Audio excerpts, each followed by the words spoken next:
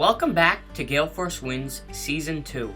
Season 1 in 2021 consisted of 92 episodes, and the stories have inspired a vast cross-section of people. The feedback that Alan and Jerry received daily was compelling and inspires us to bring so much more to you in 2022. Thank you to those that joined us in Season 1. We continue to explore the journeys of Canadians doing inspiring things.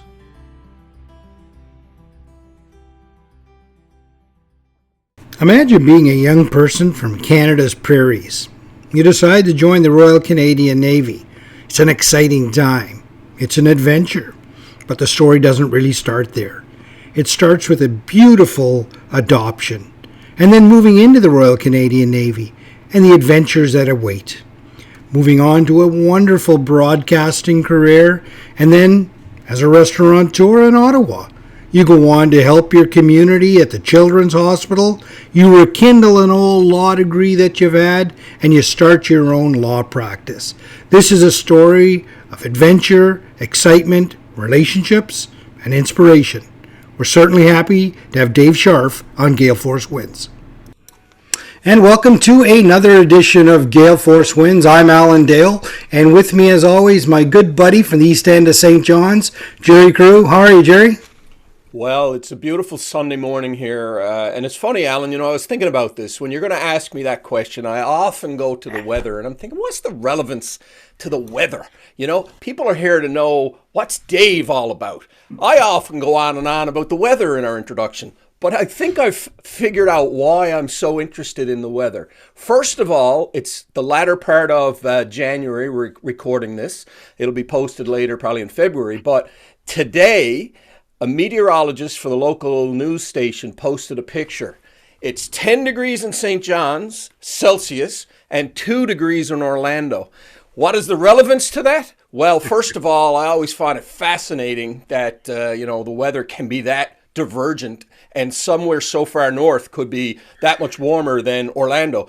But I think the point that I want to make is that it makes me, when I get up in the morning, I look at the weather because it keeps me in the moment. Alan, close to 100 people we've interviewed, they've told us, you got to be in the moment. For me, weather keeps me in touch with nature. Anyway, if anyone finds that irrelevant, I apologize, but I just thought it was something that I wanted to say this morning because when you wake up and it's 10 degrees in St. John's and 2 in Orlando, you might as well talk about it.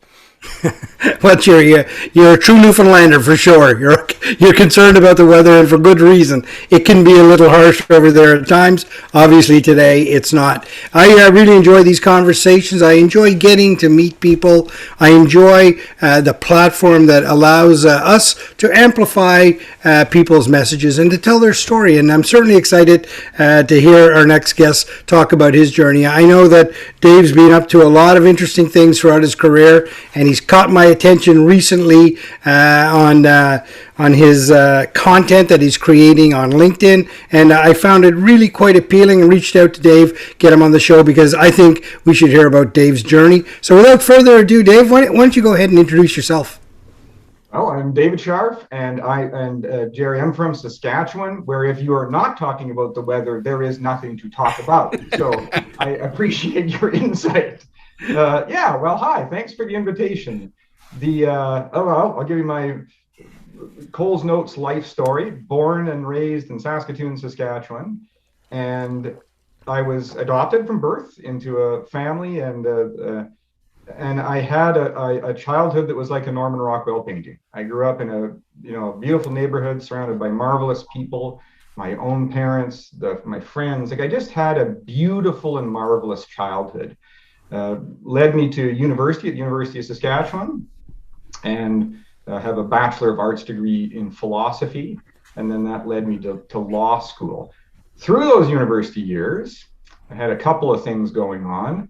I was in the Naval Reserve, Royal Canadian Navy Reserve, joined in 1982 right out of high school. So that was sort of my summer job through those years, which I can't speak enough about the influence that has on me as a young guy, right? I used to always say my friends their summer job was planting trees in northern British Columbia, and I was navigating Royal Canadian Navy war vessels off the coast of and I mean, ultimately, navigating a Royal Navy minesweeper on NATO exercises, like the really profound lessons learned as a young guy. It was a fantastic experience. Okay, so I roll through university. I discover at the tail end of that I don't want to be a lawyer. So I didn't pursue my law license in 1988 when I graduate. Knock around for a while, considered the regular force, but ultimately I wound up in a job in a radio station. And I started off as a copywriter, and pretty quickly started looking down the hall, the guy doing the morning show thing, and I watched him leave every morning at 11 a.m. Like, his job, as far as I can make out, was to show up, laugh like crazy, and then leave at 11 a.m. I thought, that's a pretty sweet looking gig.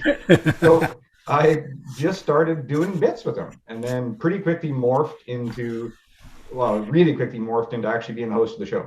So now follows 20 years as Rambling Dave on C95 in Saskatoon, as the morning host of a frankly a really popular radio station. Great run.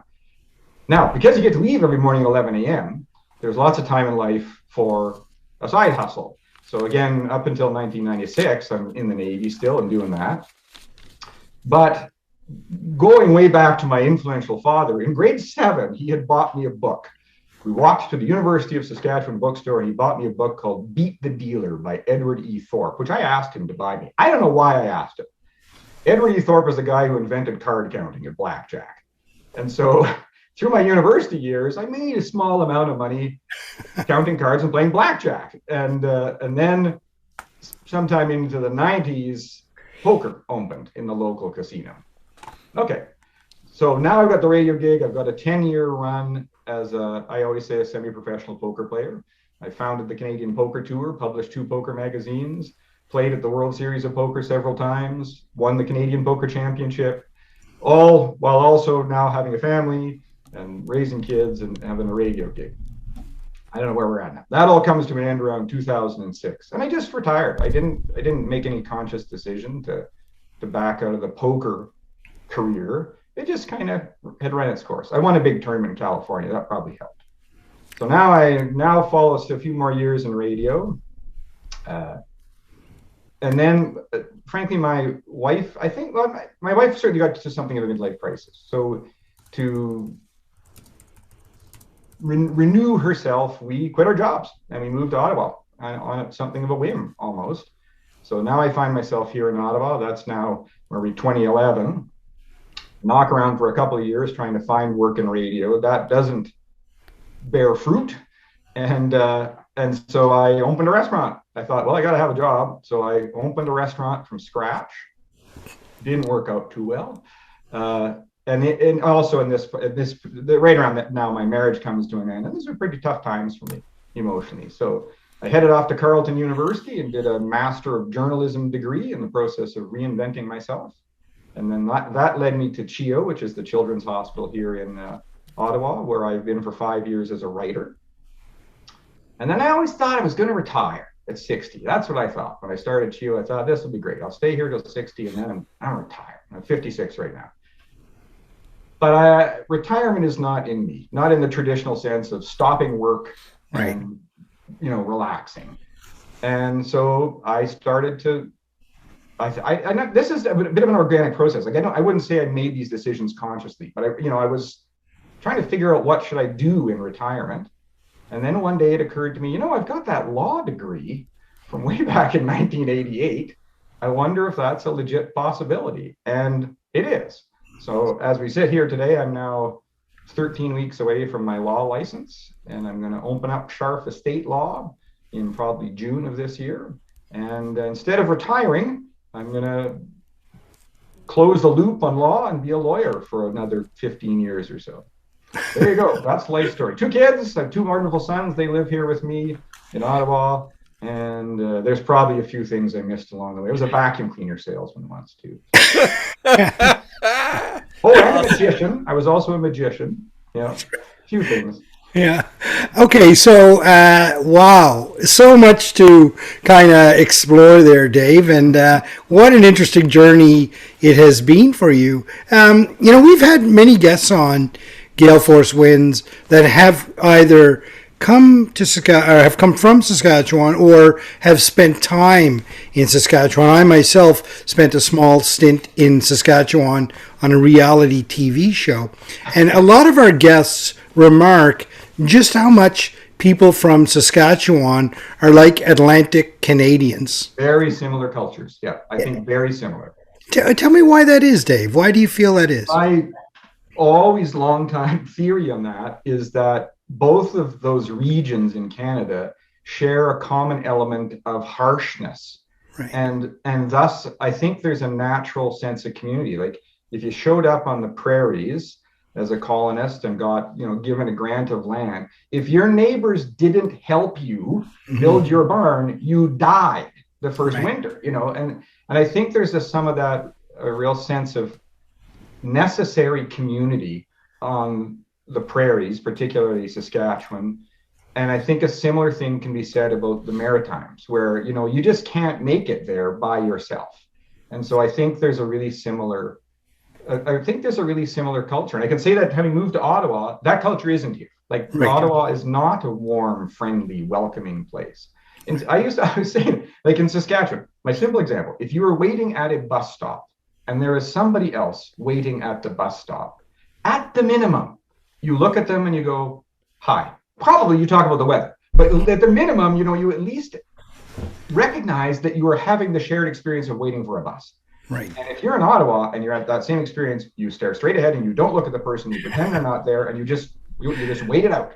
And so, and the Maritimes are like that, right? People say hello, they talk to one another, and I think that's the roots of it. It's just that we share this common ground of coming from a place where if you didn't get together, it didn't go well. Right. 100%. And more than that too, I think it's a genuine desire not only to help your neighbor, but to see them do well, to see them thrive. I see that as well. Yeah. Although interesting, I'd say yes. Although in the history of both Saskatchewan and the Maritimes and Newfoundland, thrive meant make it. But yes, I agree, 100%. Yeah. Dave, tell me, how old were you when you were adopted? From birth. From birth? From birth, yeah. Right from birth. Siblings? To tell that story, there's lots of fun things. And again, I was really lucky. People who know me all know the closeness I shared with my dad and how influential he was in me. He's a rather remarkable guy, a bit eccentric, probably on the autism spectrum. Like he was a fascinating man with a deep intellect and a simple decency. And I'm just very, very lucky that, as I now describe it, in 1965, a woman named Linda, my birth mother, who unfortunately died just over 2 years ago, the greatest gift I ever got was that she gave me to the hearts and hands of Alan and Audrey Scharf. And and thus began this really, really fortunate life and remarkable childhood and just super supportive family. Very lucky. And did you grow up with siblings in that house?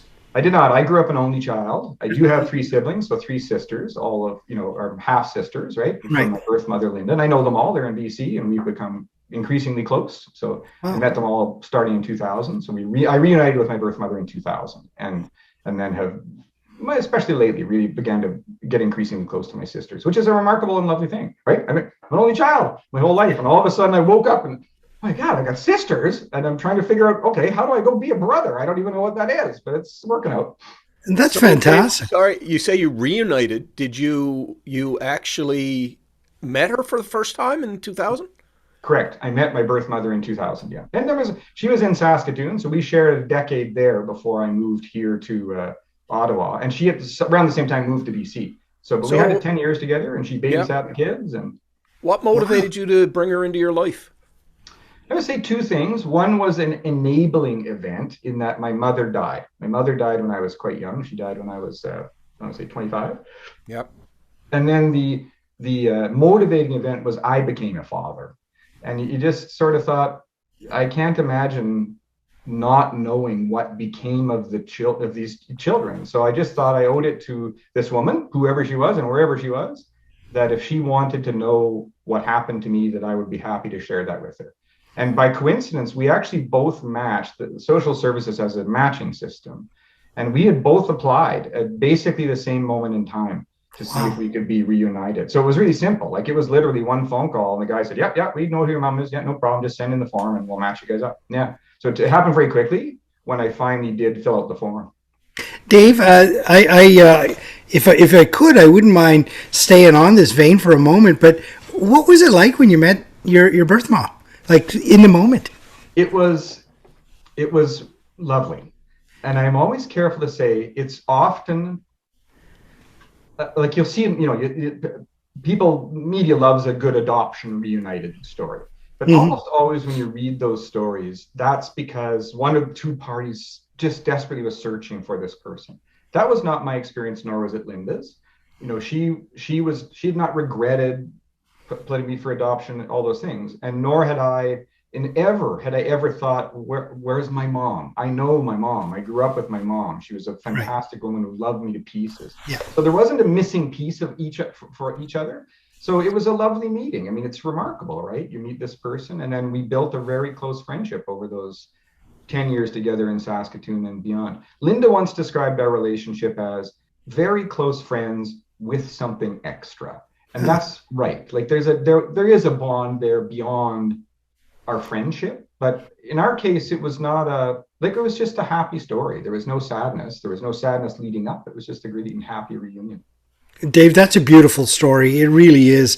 So let's go from the beauty of that story. Now you get thrust into, I guess it was Albert Head. You joined the Navy, and did you do your basic training in Albert Head, as did Jerry and I? Tell us about your naval experience. You brushed over it and said it was very rewarding, and tell us a little bit about it. Yeah, so I was, I do the 2-month summer in Saskatoon, and then decide, because I'm in university, to join the officer training plan, which I do.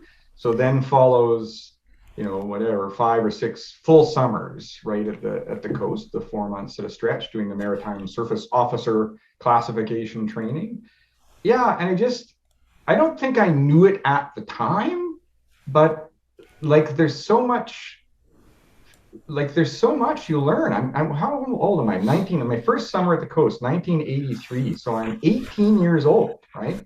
By the time I'm 20, I'm navigating a minor war vessel, and I look back now and go, wow, the things we were asked to do, and lots of support and training, but lots of stuff you were figuring out on the go. How do we? I remember there was a day I can't even remember where we were in BC, the ship's there, and the crew has all gone ashore, and things are getting a little out of hand, as sometimes the sailors are wont to do. And the buffer came to me and said, "We got to get this sorted out." And I thought, yeah, no problem, we'll do this. And between he and I, we rounded up. The crew liked us and respected us, I guess. I don't know. And we sorted things out, got things under control, got the crew back to the ship.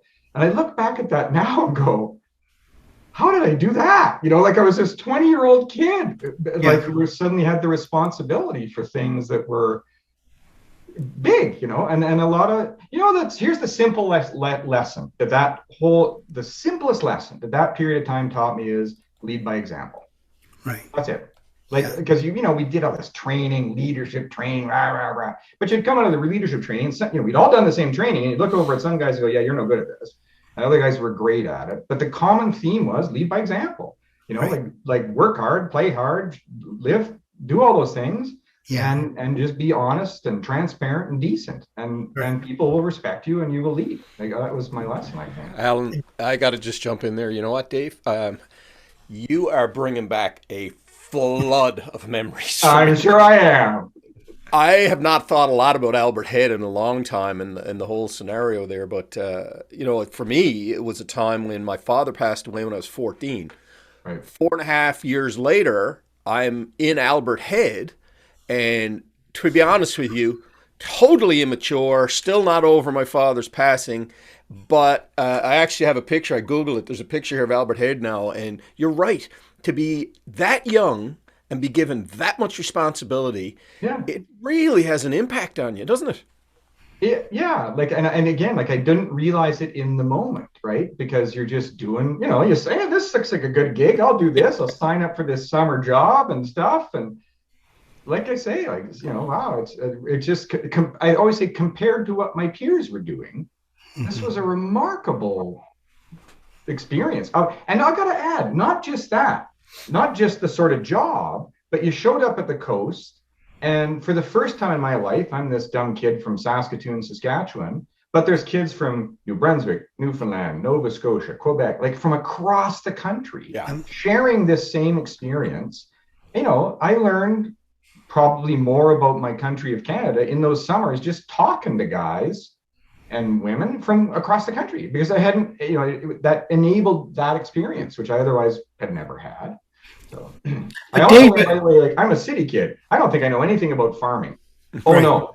Compared to anybody from any of those places I just named, I am a farming expert. Like, it was just remarkable to me, like, how little any of my colleagues knew about the prairies, right? Dave, was that your first time going to sea when you went out that must have been, I often wonder how people from the prairies respond to that. Their first time the ship goes to sea and they're in the Navy. How's that feel?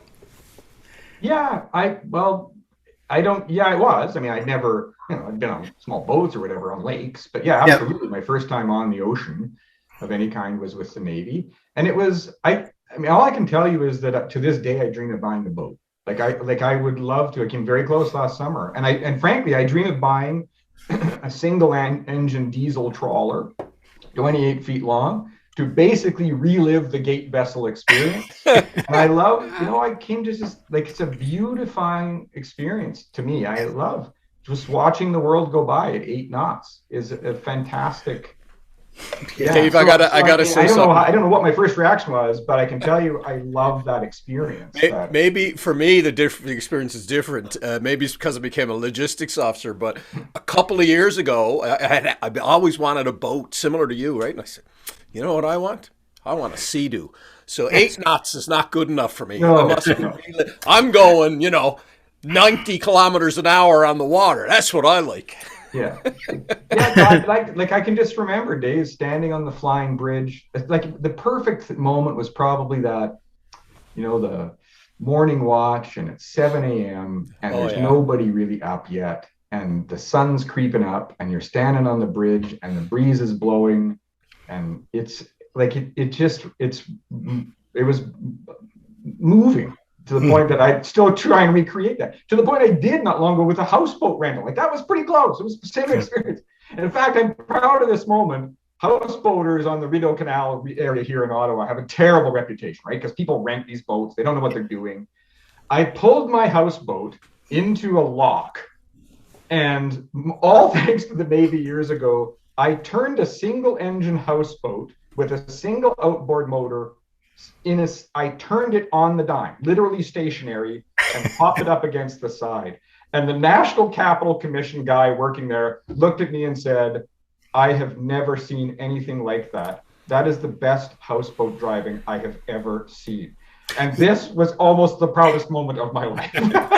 Yeah, you might be in a Parks Canada commercial coming up. I should be. Right? That's fantastic. Tell us a little bit now about your career in the radio station. That sounds like a tremendous amount of fun. Tell us about super fun. Like 20 years of, it's a great job, right? There was 20 years of getting to work every day, trying to figure out what was in the hearts and minds of our listeners, and mostly laugh. Like I say, we're mostly in the business of trying to be funny, right?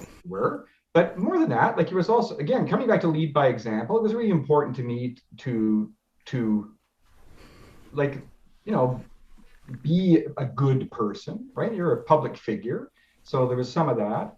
But yeah, it now follows just like what incredible adventures, right? I mean, from Sirius, we raised in my time there, and they're still doing it, $3 million for breast cancer research. Very moving times, meeting, countless breast cancer survivors. Wow. Then there's all kinds of, fun. I mean, I've parachuted, I've bungee jumped, I've driven a NASCAR, I've raced stock cars, the list of stuff that goes along, because you get these opportunities because you're in radio.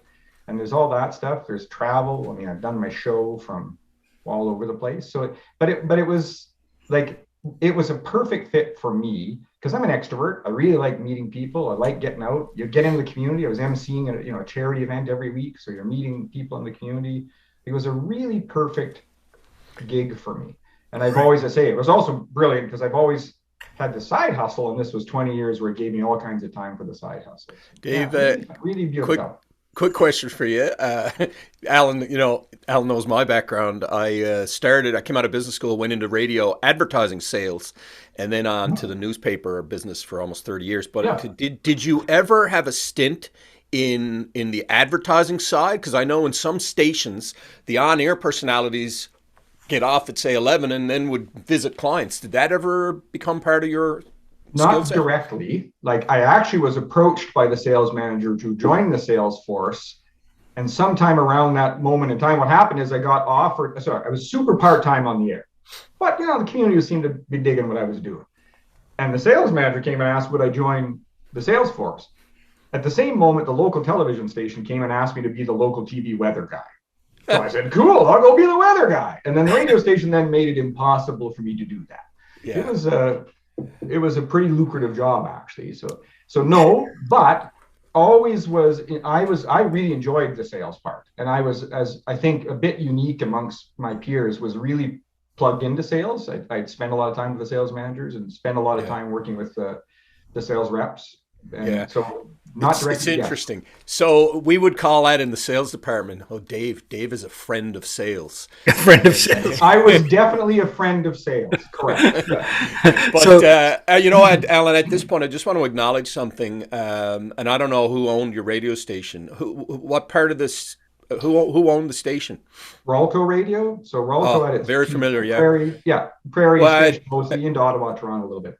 I think it's incumbent on me at this point to just acknowledge that on Friday night, Harry Steele, the founder of Steele Communications, passed away at the age of 92.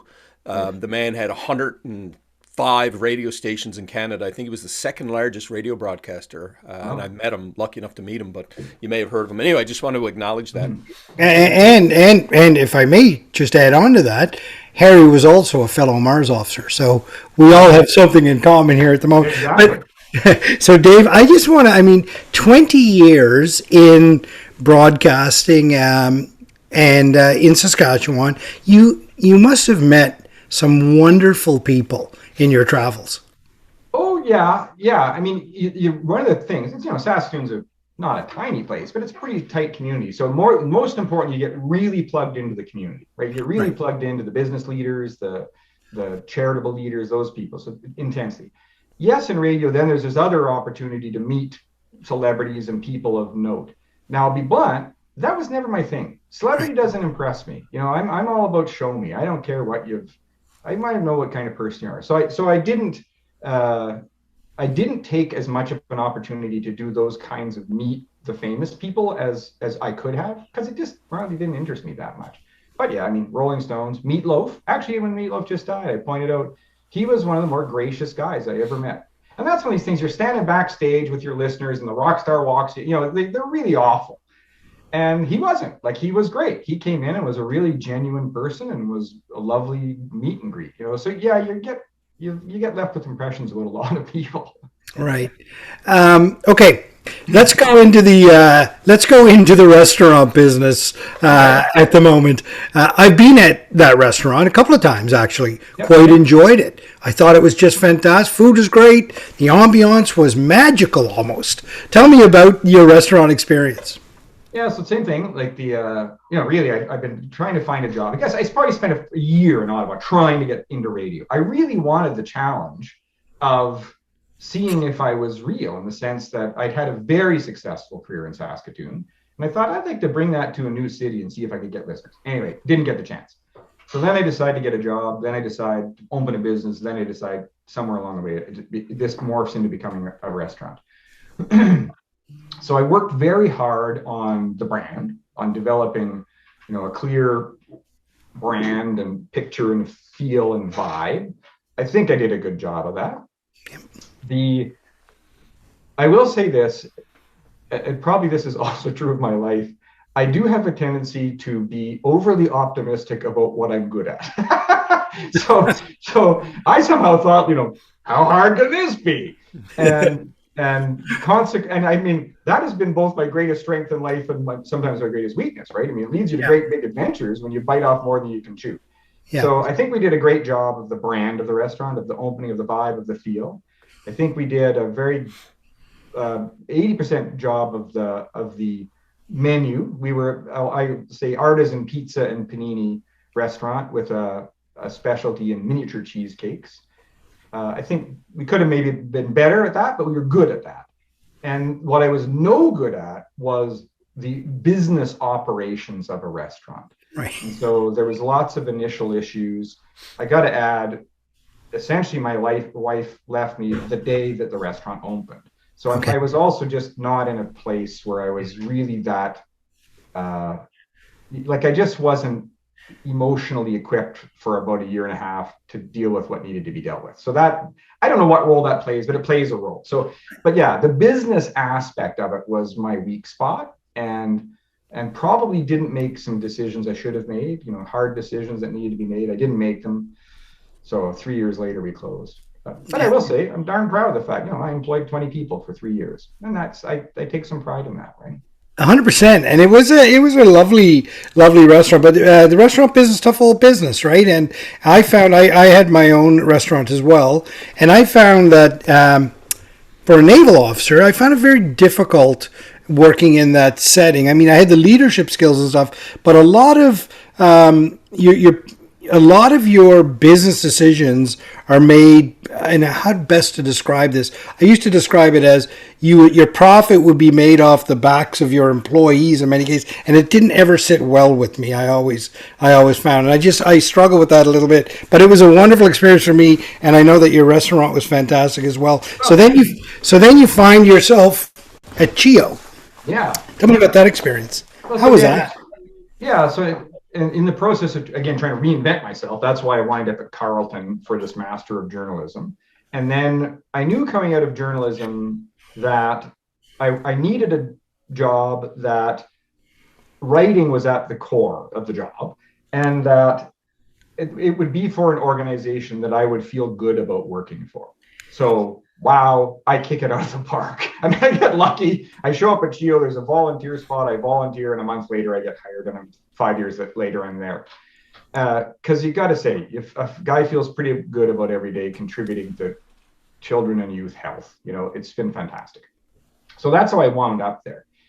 And then my experience there has also just been really, really fascinating and transformative. I get to write every day. I think my writing has improved remarkably. But it's a puzzle. It's an intellectual puzzle. Like how are we communicating? And my job mostly is internal communication. So most of the writing I'm doing is for the institution, for the physicians, for the staff, for the medical staff. And it's again, just learning a whole lot about brand management, media relations. It's really fascinating work, and I love it. So in actual fact, I'm staying there. So this also worked out shockingly well for me. I get into my head this idea that I'm going to be a lawyer, and I approached my boss and said, okay, to do this, I have to pass the 2 bar admission exams, which I'm going to do on my own time. But then I have to do, the traditional route in law is you article. You spend 8 months working for a law firm, and then you're good. I'm in an alternative program called the Law Practice Program. It's through Ryerson. So it's articling, but in another form. There's a 4-month, the initial 4 months is a virtual online program in which they try very hard to make it look to be real, right? I mean, I've done, business contracts, criminal court applications, family court applications, all of which is fictional, but made as much as possible to be a real simulation. So you do the first 4 months, and then you have to do a 4-month work placement with a lawyer. So I went to my boss and said, listen, I'm going to do this 4-month thing with the law practice program, and I'd like to do it while I'm still full-time at Chio. And she agreed, and Chio agreed. I'm grateful. And oh man, it's crazy because now I had 2 full-time jobs. I remember actually talking to the guy, man and woman, Chris and Gina, who are head of the law practice program. And I said, could I do this on top of having a full-time job? And they said, oh, no. I said, really? Because like some of your previous graduates have said yes. And I remember the look on their face. Like it was like, I said, really? Some of people, and they both kind of went like, well, I guess you could, but we wouldn't recommend it. Well, when I wrapped up the first 4 months, I wrote them an email to say, you're right. You can, but I wouldn't recommend, because it was a pretty crazy run for those 4 months. And then, very happy for me, as of now, I've dropped down to half-time in communications at CHEO, but my work placement is at CHEO. So I'm half-time in communications, and I'm full-time in the general counsel office with CHEO, wow. working for a lawyer. Yeah, I just can't. It's just gone so well for me. So Right. But I'm staying in my half-time role in comms beyond. So I'll get my license, May 1st, but I'm going to remain at CHEO half-time in communications, and that gives me, a little bit of base of income. And I love working there. Like, I love getting up in the morning and going, today I'm going to go help, make kids' lives better. Even, I'm not a nurse, I'm not a doctor, I'm not right in the front line, but that's what we do. That's what everyone at the CHEO does, right? And so it's a great feeling. So I'm going to keep that, and then I'm going to open up this law firm on the side. Dave, we talk to a lot of people, Jerry and I, and they talk about these different transition points in their professional journey and the like, and they're saying, "Oh, I'm lucky to get this, and I was lucky to get this, and this worked out for me." And I always reflect in the back of my mind, yeah, sure, it might be a little bit of luck there, but there's a lot of it is based on the personality of the people that are involved. A guy like you, a pretty open guy, pretty passionate about what you're doing. You have an awful lot to offer that institution. I'm sure that they're very happy to make it all work for you, because everybody, as you say, benefits in the long run. And I really enjoy how you talk about how you're contributing to the health of young people and children in your role, and not being a frontline person. It reminds me so much of, when Kennedy said we're going to put a man on the moon, and the cleaners at NASA, when asked what they were doing, they were saying, well, I'm putting a man on the moon, and everybody was leaning into it. And you so eloquently point that out. Now, you really caught my eye on your LinkedIn profile of late. You're creating content there like I've not seen before on LinkedIn. Tell us a little bit about that and what's driving that for you. Okay, yeah. So I think the content I'm creating, just to give everyone an understanding of two things right now. One is, and I'm no longer calling it a blog. One is I'm writing insights, and the other is I'm creating a video, short videos, which are interesting. They're called "A Funny Thing Happened on the Way to the Funeral," interesting, outrageous, sublime stories about estates. Okay, but here's the background. So again, I'm now working towards opening Scharf Estate Law. So work is underway on the website, which will essentially be the law firm. And welcome to Scharf Estate Law. You're sitting in it, right? But also as a part of that, and again, very much because of my time at CHEO, is the brand development. Like, I don't want to. That deserves a lot of thought about what is Scharf Estate Law, what does it stand for, what's it about, what are we going to do, and all that brand development exercise. So. And then I survey as many as I can, the law firms that are out there, especially the small practitioners, the solo firms. And I concluded that my personality is core to this brand. I mean, it is me. Right now, Scharf Estate Law is only me. And so I spent quite a bit of time trying to think, how can I do something which is, an appropriate showcase of the firms? And thus was born A Funny Thing Happened on the Way to the Funeral. I thought this is a great opportunity to talk about the law for people in a way that they've not heard it talked about, which is to say, with a sense of humor, with some actual learning in there, and with some fascinating stories. Because at my core, I'm a storyteller, right? I want to go tell stories. And so these are the stories of Gary Coleman and Harry Houdini and Frank Sinatra, like, that are fascinating stories, whether you care about estate law or not. Right.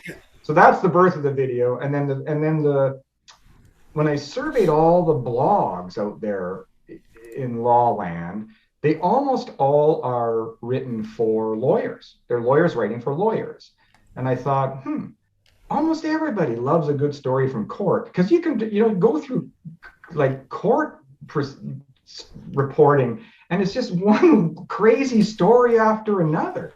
And so I'm just trying to find a way to take those stories as a fun narrative story, same thing that people would like to read, but also with a legitimate underlying lesson that may help and instruct them as my clients about how they should look at their estate planning issues.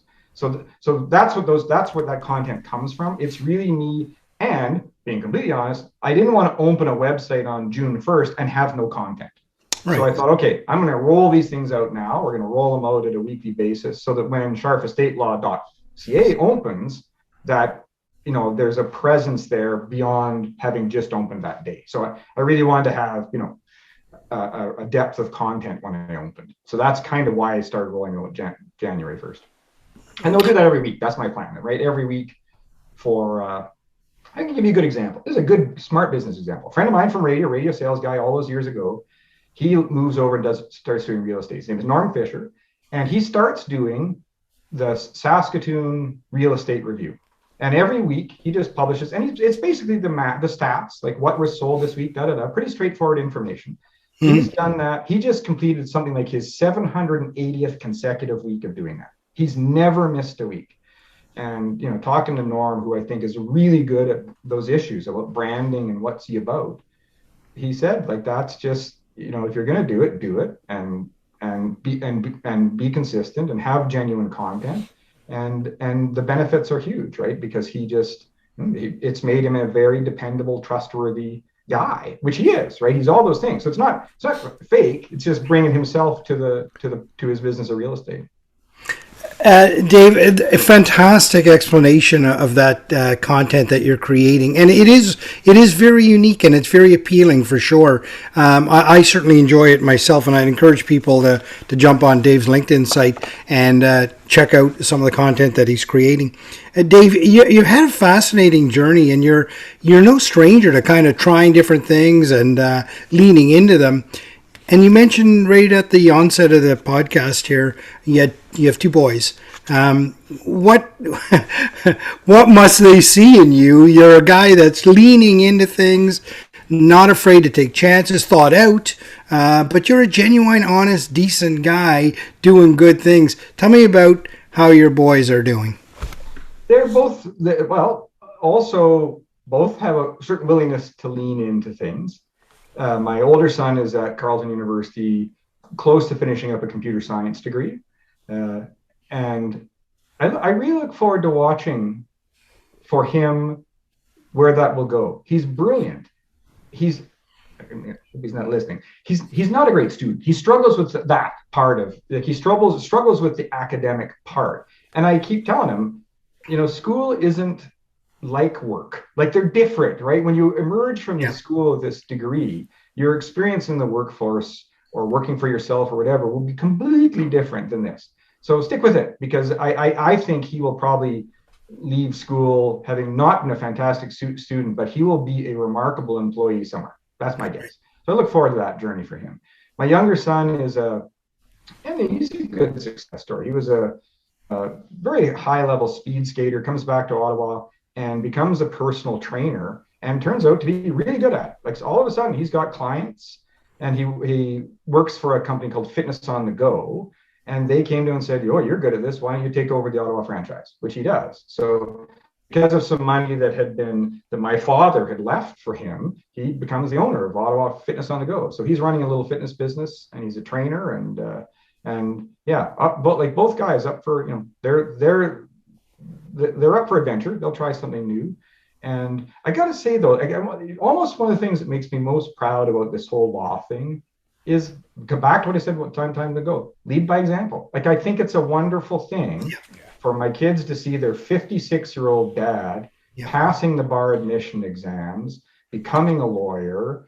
And I just think if there's the biggest benefit to my family is just that lesson, just to show my kids, hey, just keep going, right? There's always a new adventure. Like, it makes me crazy when I see people who are 56 who I never will say I'm old.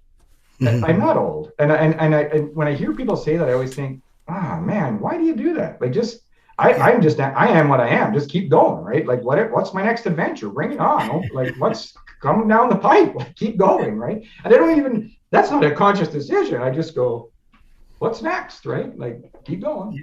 Yeah. Dave, that's a wonderful way to describe what you're doing, and through the eyes of your children, right? So that they can see, you taking those chances, leaning forward, trying something new, being willing to maybe not let it unfold exactly like you had thought, but give it a go. Let's see where this adventure takes us. The restaurant's a great example, right? Not necessarily where you wanted to go, but you learned a great deal about yourself from that experience, right? I mean, I would say that you're good at building your brand. That probably made you even better at building your brand, because that was very impressive. So that's a wonderful way to describe that. Dave, what's on the horizon for you?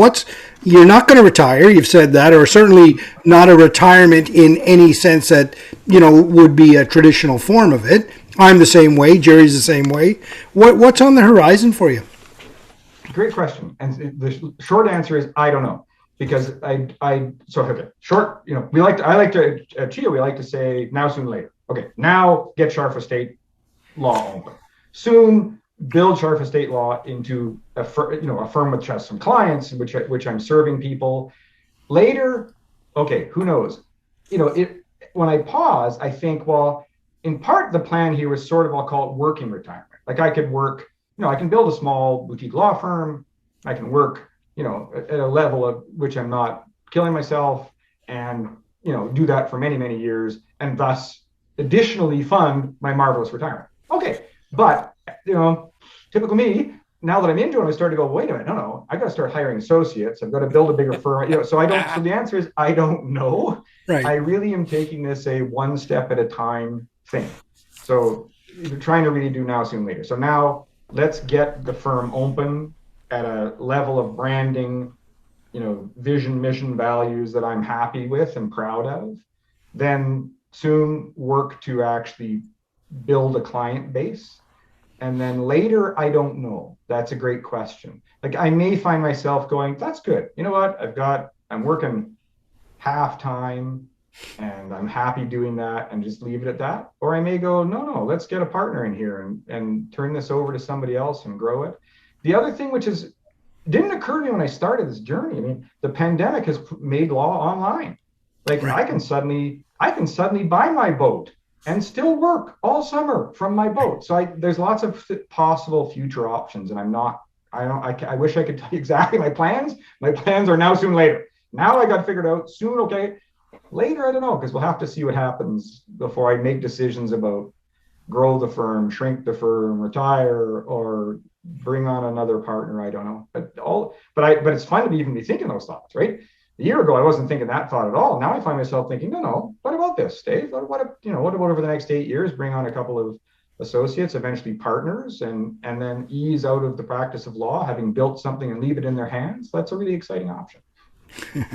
I love the fact that was your answer, that you don't know necessarily what it looks like way down the road, because it just further drives the point home that you're just open to this life journey, right? And let's see what takes us, right? And Dave, we often ask our guests on Gale Force Winds to leave the audience with a piece of advice, a takeaway. And now you're a guy that's had a wonderful journey. What would that piece of advice be? I think we've almost just struck upon it, but I'm going to rephrase the advice. I mean, it's be open, right? It's be open to adventures. There's a great book. I should have got the title for you. It's about the study of luck. A guy who tried to study luck as an academic, and his finding was that the people who self-define as lucky, so the people you have on this show who say, yeah, I was really lucky, what they all universally share is an openness to say yes to things. And so you nailed it, right? They're lucky because they let themselves be lucky. So with that background, it's be open to things. I'm going to rephrase it to one simple phrase. Many years ago, a friend of mine founded the Yellow Shoes Club. And the Yellow Shoes Club stood for only one thing. Sure, why not? That's it. Sure, why not? You want to open a restaurant? Yeah, sure, why not? Like, I mean, it's a bit overstating it, but it's just be open. Like, just say yes to things. Just go, sure, yeah, why not? Unless you're facing some catastrophic consequence, just say yes. And it's and many adventures follow. Few disasters, but mostly adventures. And even the disasters, Dave, you learn a great deal from. You learn a lot about yourself, even through those, right? And that's a wonderful way to summarize it. Jerry, your thoughts? Jesus, Mary and Joseph. That's a famous Newfoundland saying. I've enjoyed this conversation thoroughly. Sure, why not? Dave, I reflect on it. You know, my 18-year-old is in the Marine Institute right now. It's a really tough program, struggling. It's funny, you know, at the age of 55, I find myself trying to reinvent myself. Alan and I have talked about this. We're incredibly passionate about what we're doing. And I think the example we're trying to set for our children with Gale Force Winds is that, sure, why not? Just do it, you know? You'll laugh at this, Dave, but I remember sitting my boys down with my wife and saying, you know what, boys? I'm done with a paycheck. I'm going to go out on my own. And they said, oh, my God, Dad, what does that mean for Christmas gifts? There's no interest like self-interest, Jerry. Yeah, they didn't care about me. It was just, what are you doing for me, Dad?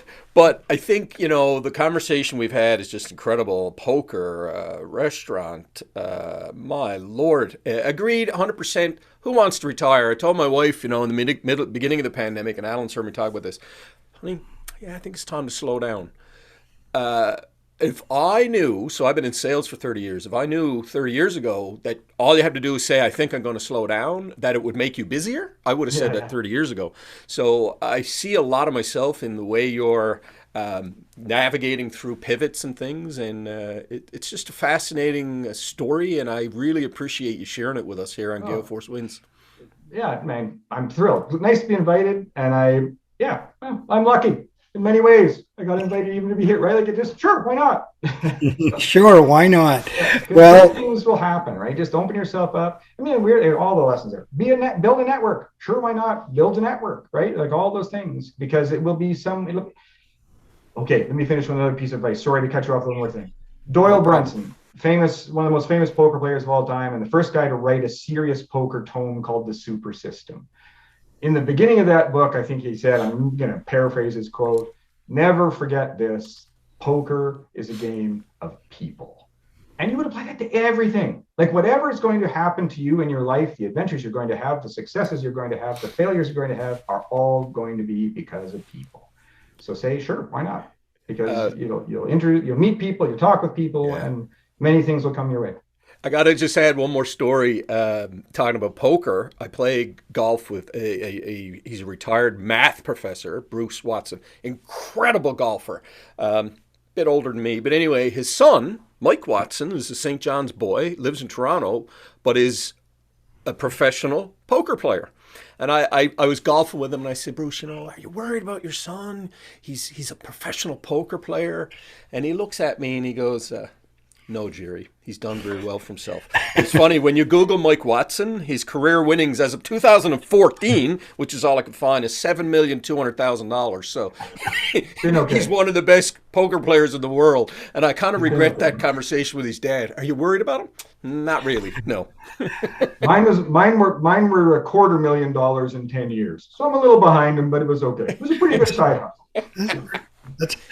Listen, it's all about people, Dave. You hit the nail right on the head, and I'm so glad that we reconnected after so many years, and really had the privilege to hear your journey. I mean, what a wonderful story. Starting out, adopted from birth right there in Saskatoon, Saskatchewan. Beautiful people in that part of the world, truly genuine people, and you are an example of that, truly genuine. I love how you talk about leading by example right from the beginning, and now in everything that you do, you continue to do it and show such a beautiful pathway for your two boys to do exactly the same. These are the type of stories, these are the type of families that make Canada a better place. There's no doubt about it. Dave, and finally, I really enjoyed your expression that you want to watch the world go by at 8 knots. I have a feeling that you are living that right now, notwithstanding you're not on a single engine boat, you are allowing the world to go by and you are witnessing it firsthand and embracing every moment of it. It's an amazing journey you've had. I always leave the podcast with my own piece of advice as well. And quite frankly, the world needs more Dave Scharf. So. Thank you. Thanks, guys. Thank you for tuning in to Gale Force Winds. That's Gale Force Winds, WINS.com.